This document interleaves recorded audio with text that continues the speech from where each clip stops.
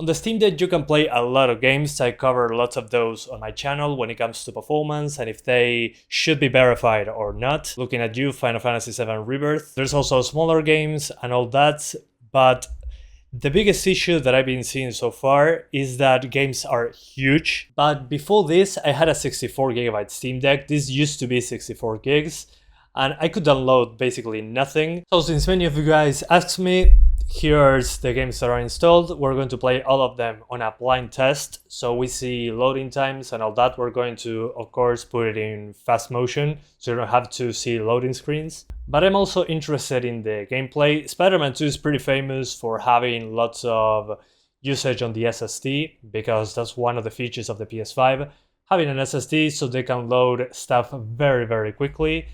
Same with Ratchet and Clank Rift Apart. So what about a MicroSD card? Before starting that, we need to talk about MicroSD card speeds, which one you should buy, and at the same time see where the one that I'm using stands in comparison to other MicroSD cards. Alright, so before starting, I'm not an expert in this subject, but I've been doing computer stuff for a while, and from the information that I could gather, I think I can give you a good image on which SD card to get. So first of all, I went to the Discover store and downloaded KDiskMark. This is similar to Crystal Diskmark. This is to test your storage. So on the left, you can see the microSD card, and on the right, you can see the internal SSD. As you can see pretty easily, the internal SSD is significantly faster, which is not unexpected. But looking at these results, what does it mean for the microSD card? Well, there's a lot of stuff regarding microSD cards. It's harder than buying a monitor at this point, so I'll give you the information that I have. This is the microSD card that I'm using today. I've been using it for a while. I bought it in my country a few years ago. What you get to look at in these SD cards is this small text right here. If I had to decide today with my knowledge from today, I'll probably buy this one. Make sure it says A2. B30 should be good enough. But there are another cards that are almost the same price, but they say A1 class 10. Well, A1 is way slower than A2. That's the first thing that you have to look at. If it says A2, go for it. It should be good enough. And then we have the Samsung option for a few extra dollars. That is A2 as well.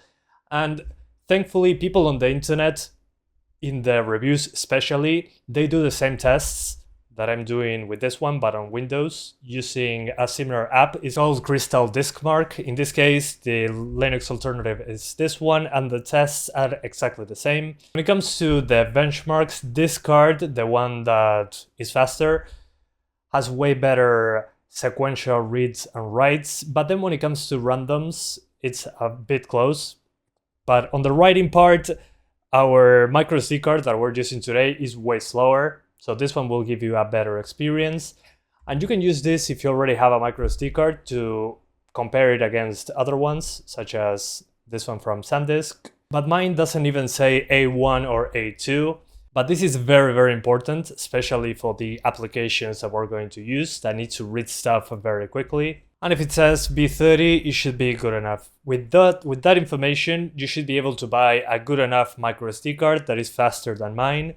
And you should be getting better results, especially in games that require data to stream in much faster, especially like Spider-Man 2 or something like that. So yeah, with all that technical stuff out of the way, I'm going to show you how it runs on my microSD card that I had for a while, and let's see what happens with new games. Okay, so now back on gaming mode, we're downloading Final Fantasy VII Rebirth, and I wanted to show you this because it's also important. I have a Gigabyte download speed on my internet, so I should be able to download at around 80 to 100 megabytes per second. I'm not talking about megabits, we're talking about megabytes. So the maximum I saw on my OLED Steam Deck with the same internet of download was 50 to 70 megabytes per second. And with the microSD card, as you can see, we're getting 17. So why aren't we using our entire internet connection? Well, the bottleneck is not the internet, it's the microSD card speed. As you can see, it dropped to 13 megabytes per second, and the peak was 27. So at the beginning it was going fast, 27, something like that. Now it's stuck at 15. So 15 megabytes per second is actually what the writing speed on the benchmark program told us. Maybe it speeds up later, who knows, it depends on how it's writing on the microSD card. While Final Fantasy VII Rebirth is downloading, I wanted to thank today's sponsor, Instant Gaming. Instant Gaming sells games for PC, PlayStation, Xbox and Nintendo Switch for a discount. So you can find some of the games that we're playing today. Kingdom Come Deliverance 2 for $48.64, the standard edition. Final Fantasy VII Rebirth for $40.26 US. In games that are still not out in the market, Monster Hunter Wilds, you can pre-order it for $57.82. You can also find older games for a much cheaper price. You can also get the Batman Arkham Collection for $4.73 US. And due to this partnership, we're going to be giving away a free game each month to one of you guys. To enter, follow the link in the description, and you can increase your chances of winning by following Instant Gaming on social media. And thanks again to Instant Gaming for sponsoring this video. Let's continue. Robocop Rogue City will be the first one. We arrive to the main menu, you can see the time up there. Continue, yeah, sure. Okay, that didn't actually take that long. At least on this game in particular. Yeah. Doesn't seem to be a problem. It's one of the first UE5 games that came to market, but still. It loaded way faster than I expected. Yeah, it didn't take particularly long actually. I was expecting way worse. This game I don't think it's a big deal. So let's jump into the next one. Final Fantasy VII Rebirth, yeah, it finished downloading, believe it or not. Hit play.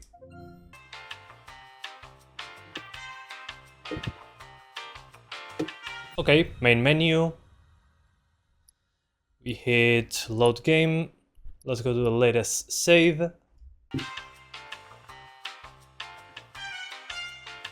Okay, there we go.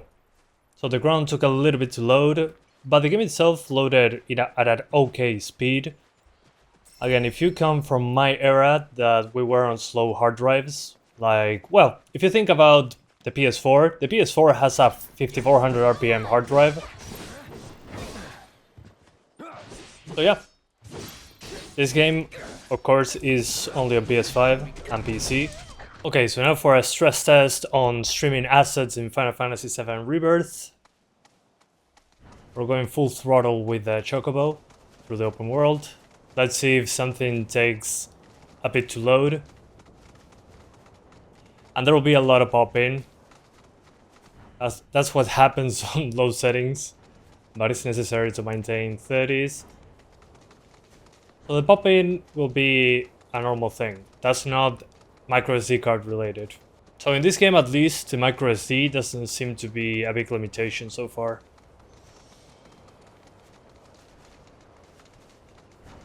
Okay.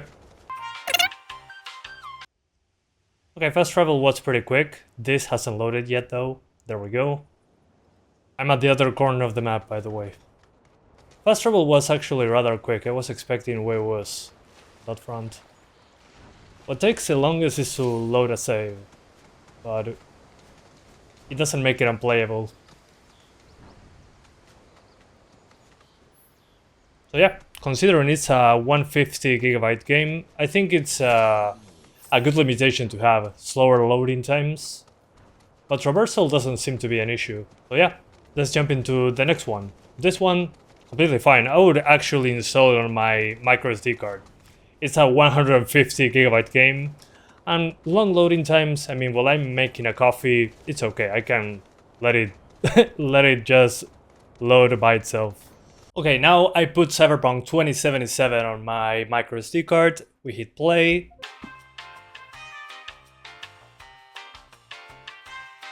Okay, in the middle we get a launcher that you can skip using a command, so probably it will be a shorter wait time to get into the game.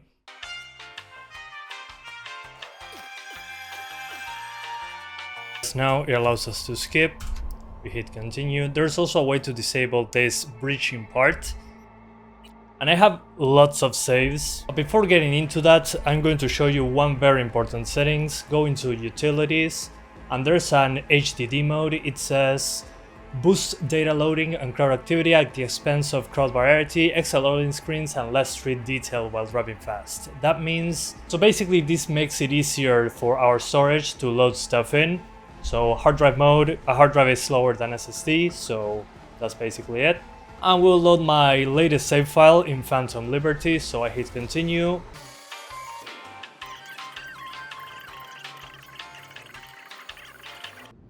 There we are. We loaded in. I'm locked to 30 FPS to not hurt the CPU that much. I need to do another video on Cyberpunk, it's been a while. But we're mostly CPU limited in this city part. But the game looks pretty good considering it's a Steam Deck. So let's go to... We're all the way here in the DLC city. And we're going to the beginning of the game. The mega building.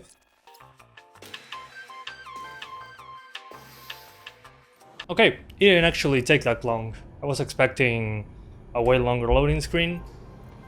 Of course, it takes way less time to get loaded save than getting into the game from scratch. So yeah, I'm pretty surprised on how fast this game loaded.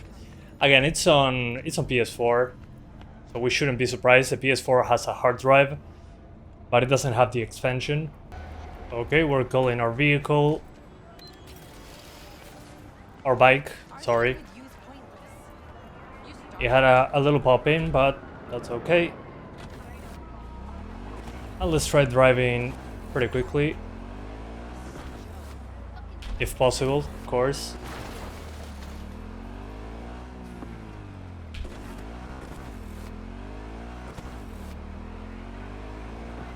But so far so good. Of course, we're seeing that spiky frame time because CPU. This happened to me even on the SSD. I played this game on SSD mostly, and that is not a rare occurrence. Usually when traversing, the CPU gets hammered to the end. But yeah, so far so good. It runs pretty similar. It just takes longer to load the game, but that's basically it.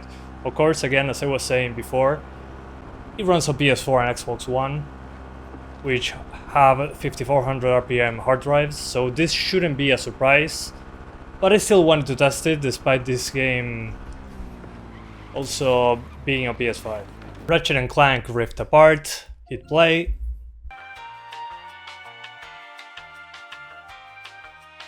Okay, we're now to select a profile. Okay, I loaded a save. And why this particular save? Well, this is the famous part of the game where at the beginning it goes through like 3 or 4 dimensions. It's streaming directly to the internal storage. This was very famous because they were talking about the SSD on PS5 making this possible. And as you can see, when it's transitioning and it's loading the other part of the level, so the portals, he just gets stuck in there. This should be one uninterrupted sequence. So on purpose, I'm showing you this worst case scenario to say it in some way. That's why Ratchet is still like stuck in that idle animation. So yeah, I don't think it's the end of the world, but you can clearly notice that when it's transitioning, it takes a little bit. But so far, way better than I expected. Of course, you can see that it takes a bit for Ratchet to get to the next one. But I don't think it's unplayable or anything. Alright, so I loaded another save. It took roughly the same time as the previous part. Here's a portal. That's perfect. Let's see. How long does it take to get in?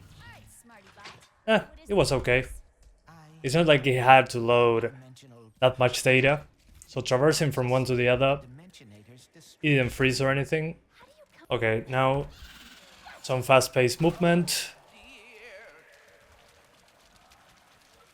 We don't seem to be freezing as of yet. There we go. Faster! Yeah. So far, I was expecting much worse coming from a game that was talking about how important SSDs are. Yeah. The thing is, when it was doing lots of portals very quickly. There's maybe other instances of the game where it's doing something like that. Then if I, for example, try to die, do we have a loading screen? It goes back right away. Yeah, guys, I don't think it's a big deal, unless you're going through portals, like maybe one or two.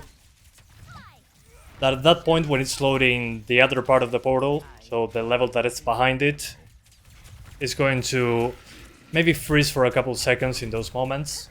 So again, I'm not that much ahead into the game to say, oh yeah, this is definitely a huge problem. This is a few hours into the game. And overall, I could play the game just fine like this. So yeah. Here, I would say, if you don't mind those portal freezes from time to time, you should be good. Loading times are not that long. Now Kingdom Come Deliverance 2, let's launch it right away. Yeah. Okay, we're now in. Let's hit continue and see what happens.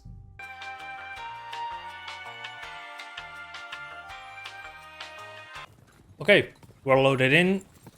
This is one of those parts where you're actually on horseback. And well, there are some pop-in, but that's to be expected. This is due to the setting that I'm using, medium draw distance. But we're not talking about settings here. This is to see loading times and what's the difference. So far, performance seems to be exactly the same as before.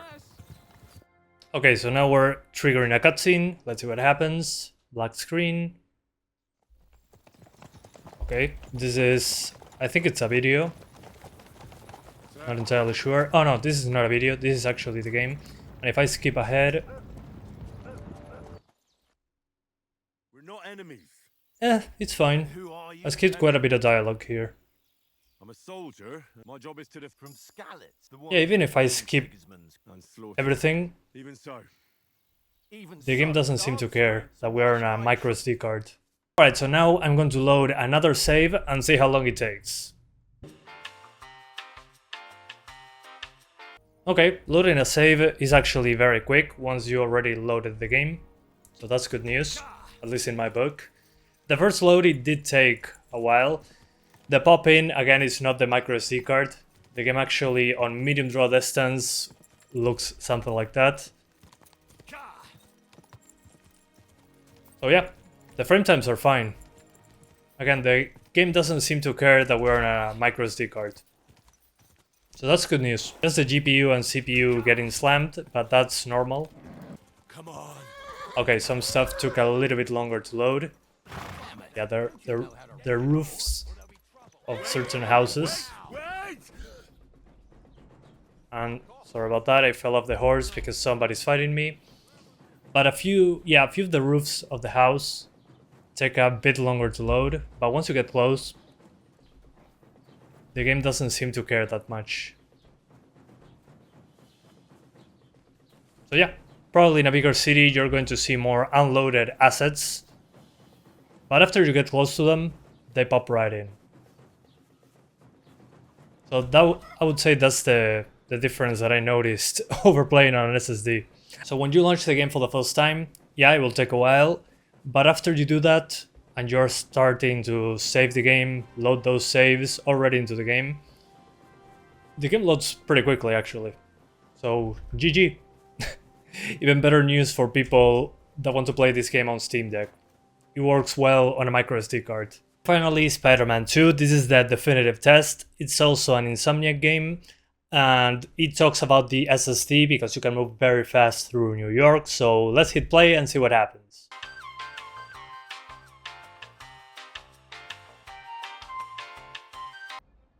Okay, it loaded. So that took a while. But let's get into my save.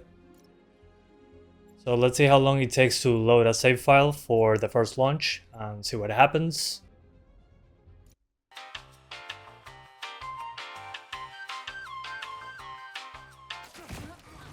Okay, this part. Oof, that cutscene. I want to show you a famous part. So we can test basically traversal plus non-traversal. In this case, when loading this cutscene from the main menu. As you can see there, just changing from the normal suit to symbiote, it actually bugged out. I think it was loading the cutscene content or something. That's pretty funny. So that's not a good look, but after it loaded, it definitely loaded just fine. We'll see once we start traversing through the environment, but at the moment... yeah, this looks completely fine, no errors. We're staying in a single place instead of traversing quickly, so it makes sense. But that first load of the cutscene, man, that was rough. We got all of them. Let's see. Yeah, when it traverses to a cutscene, it actually freezes for a second when it changes camera angles. So now it's time to switch to Miles, like in the trailer. Let's see. Oof. Yeah, the camera cuts when it's in one side of the city in a cutscene to the other. As you can see there, it was like frozen for a second. Very simple geometry. And then we got the cutscene just fine. Also, there's broken textures on Miles' face. Not sure if that's a bug with the game or a bug with using a MicroSD card. And Miles' face is broken at the moment. That texture is completely effed up. Yeah, look at that. What the hell? Yeah, I don't know if that's MicroSD or SSD. Let's skip the cutscene and see what happens. Okay, it goes into gameplay right away. Okay.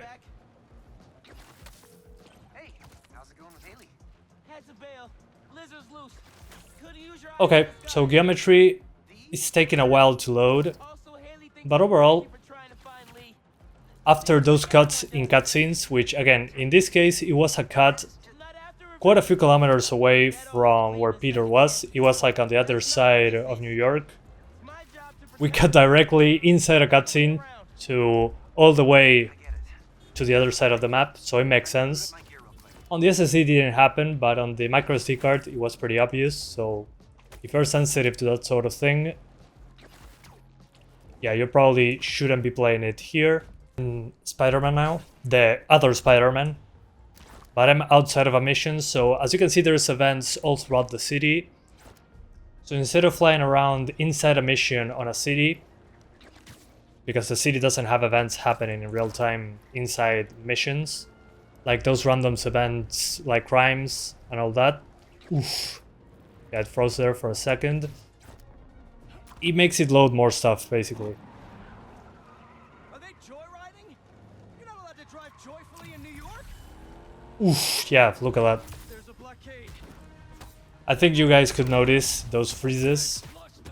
That is definitely storage related. Also, the animation stops for a moment. It's like the game is telling you, hey, wait, I need to finish loading this part.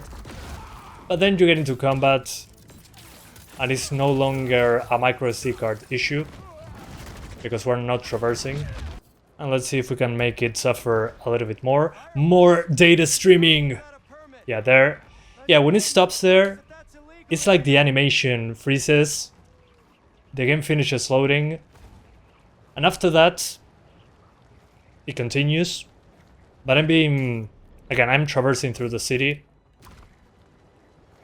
No wonder they are asking for an SSD when you play this game.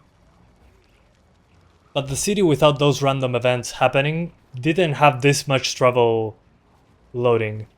If you can see next to the map there is a Spider-Man logo. That means, hey guys, it's loading, wait. Don't let Spider-Man move, we're still loading the map. Which again makes sense, it's a lot of data of the entire city very quickly. The main draw for this game when it comes to the SSD is the fact that you can move around it very, very quickly.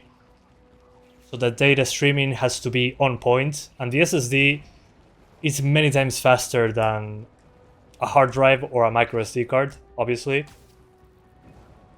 So this was expected, especially when you're going to a crime, a random crime or something like that. That's when it suffers the most. Let's try switching to Miles and see what happens. So we switch. Which wasn't instantaneous, which was to be expected. But still, it worked. That's good, the game didn't crash while we were switching characters. Now at the start of the game, I'm noticing that the audio for the cutscenes is out of sync. It's a little bit delayed. Yeah, definitely. This is the beginning of the game, by the way, no spoilers. Let's see. So after that happens, this part has actually, yeah, camera cuts. Jesus Christ. Okay. So not only the traversal is an issue, the camera cuts is pretty obvious, especially when you're seeing a place for the first time. It's not like you're going to run the entire game and then, yeah, I don't know. That wasn't good. Cutscenes shouldn't have that problem. Because you're sitting just waiting, you're not playing the game, whatever, but that visual bug feels like alpha testing. Cinematic as well. Okay, there it goes. Oh god. Those textures. There, it loaded. Okay, so the first impressions were good, but the beginning of the game, the first thing that you'll see will be basically this. So just the fact that the cutscenes have those problems makes it... I do not recommend this one on the MicroSD card. It's not only longer loading screens.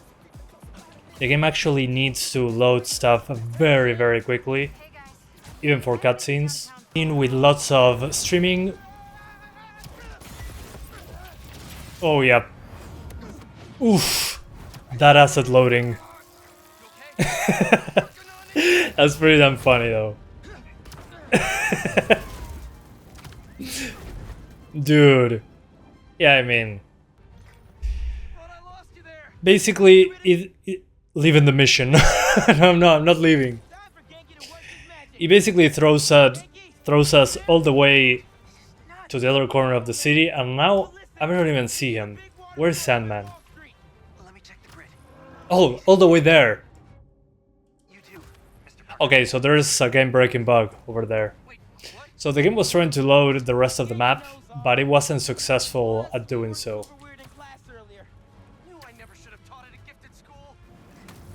And if Sandman hits you, well, good luck.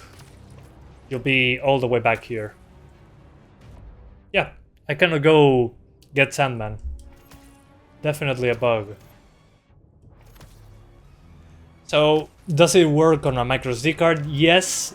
Is it ideal? No, not even close. There is audio sync issues with cutscenes.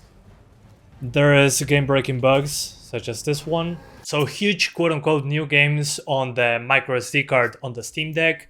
So again, if you have a faster microSD card, you're probably going to have a better experience. But overall, what I saw as a biggest difference would be the loading times, especially anything that has to do with starting the game, loading a save, that takes longer. Same with fast travel. There is longer load times. I don't think it's a huge deal on most games. But the games where I had the most issues, I mean, Ratchet and Clank and Spider-Man 2, same engine, same games that are saying, oh, we're taking advantage of SSDs. Well, I understand why. When it comes to Cyberpunk 2077, it was okay, just longer load times. Kingdom Come Deliverance 2 as well. After the first loading screen, if you load a save, it's actually pretty quick. Robocop game, no problem, it's a UE5 game, and it doesn't seem to have any issues when it comes to stuttering or anything like that using a microSD card. Nothing different from the SSD, at least when it comes to the Steam Deck. Ratchet and Clank, when there's portals, you'll see like a frozen frame for maybe a couple seconds, and then you can jump from one portal to the other, no problem. I don't know how many instances in the game you have multiple portals very quickly, so that's when the experience will be different. And then at the end, the only one I wouldn't recommend on microSD card is Spider-Man 2. Spider-Man 2, you could see broken cutscenes, There could be game-breaking bugs like I saw on the Sandman fight, so that's something to keep in mind. When traversing, it's fine, but then when we get to certain points that you're going very quickly, the game freezes for 2-3 seconds and it continues. So that's the only one from the ones that I tested today that I wouldn't recommend on a microSD card. It's basically full of bugs, and the first impressions of the game are not good. I mean, just having broken cutscenes with audio desync and stuff loading in right in front of you, looking like a pre-alpha footage, is not a good look. So if you're playing Spider-Man 2, I highly recommend that you install it on the SSD. But then when it came to the other games, I was pretty surprised on what the microSD card could do, and this is not the fastest microSD card out there, so I think it's a good solution. You could just load the game, then put the Steam Deck in sleep mode and pick it back up where you left off. So as long as you don't mind longer load times, I'll highly recommend you get one.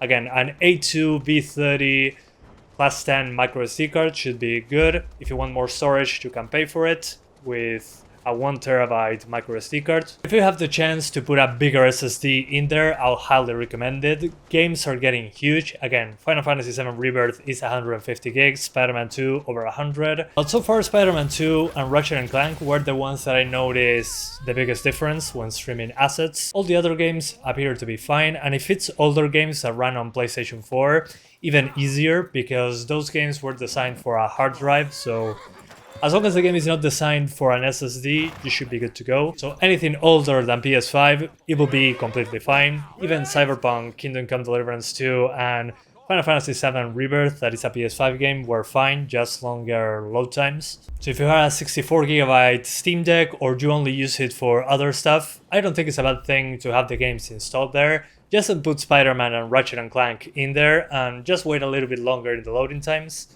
But performance appears to be the same.